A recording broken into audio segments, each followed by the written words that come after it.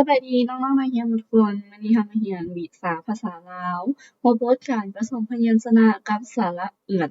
สระเอื่อนเป็นสระเสียงสั้นและมีนอนหนูเป็นตัวสะกดเนาะและก่อนที่จะเข้าสู่บทเรียนใหม่ก็อย่าลืมกดไลค์กดแชร์หรือว่ากดติดตามอาจารย์ให้เด้อเพื่ออาจารย์จะได้มีกำลังใจในการเฮ็ดคลิปดีๆแบบนี้อีกเนาะและเพื่อบ่เป็นการเสียเวลาเรามาเข้าสู่บทเรียนใหม่กันเลยกอเอื่อนเกือนก่อเอื่อนเกือนขอเอื่อนเขือนคอเอื่อนเขือนคอเอื่อนเขือนคอเอื่อนเขือนงอเอื่อนเงือนงอเอื่อนเงือนจอเอื่อนเจือนจอเอื่อนเจือนสอเอื่อนเสือนสอเอื่อนเสือนซอเอื่อนเสือนซอเอื่อนเสือนยอเอื่อนเยือนยอเอื่อนเยือนดอเอื่อนเดือนดอเอื่อนเดือนตอเอื่อนเตือน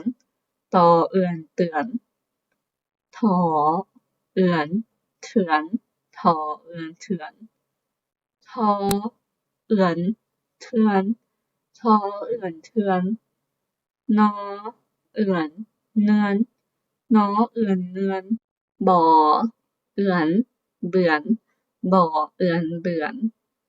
ปอเอื่อนเปื่อนปอเอื่อนเปื่อนผอเอื่อนเผื่อนผอเอื่อนเผื่อนฝอเอื่อนเฝือนฟอเอื่อนเฝือนพอเอื่อนเพื่อนพอเอื่อนเพื่อนฟอเอื่อนเฟือนฟอเอื่อนเฟือนมอเอื่อนเหมือนมอเอื่อนเหมือนยอเอื่อนเหยือนยอเอื่อนเหยือนรอเอื่อนเรือนลอเอื่อนเรือนลอเอื่อนเรือนลอเอื่อนเรือนวอเอื่อนเวือนวอเอื่อนเวือนหอเอื่อนเหือนหอเอื่อนเหือนออเอื่อนเอื่อนออเอื่อนเอื่อนฮอเอื่อนเหือนฮอเอื่อนเหือนงอเอื่อนเหงือนงอเอื่อนเหงือน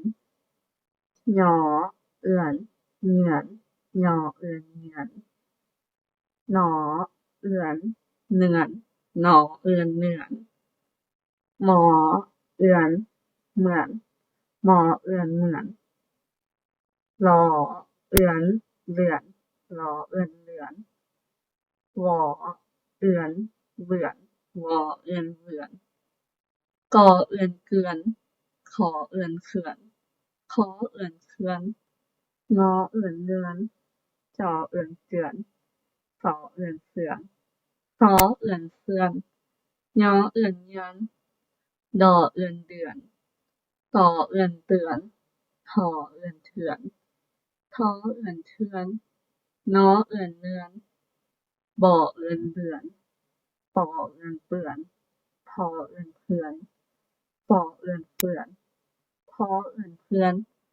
ฟอเอื่อนเฟือนงอเอื่อนเมือนหยอเอื่อนเหยือนล้อเอื่อนเรือนล้อเอื่อนเรือนวอเอื่อนเวือนห่อเอื่อนเหือนออเอื่อนเอื่อนฮอเอื่อนเฮือนงอเอื่อนเหงือนหยอเอื่อนเหยือนหนอเอื่อนเหนือนมอเอื่อนเหมือน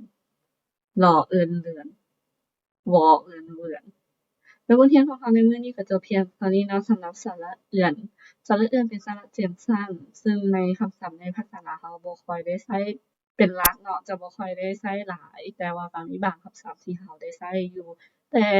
ข้างหน้าเนาะเราจะเรียนเกี่ยวกับสระเอื่อนสระเอื่อนจะเป็นสระเสียงยาวจะเป็นสระที่เราค่อนข้างได้ใช้หลายและหวังว่าน้องๆนักเรียนแต่ละคนจะรอท่าเรียนนำอาจารย์ถ้าไผรู้สึกว่าอยากเรียนนำอาจารย์อีกก็อย่าลืมกดติดตามหรือว่ากดไลค์กดแชร์ หรือว่าคอมเมนต์ให้กำลังใจทางก็ได้เด้อสำหรับมื้อนี้ก็จบเพียงเท่านี้ขอขอบใจ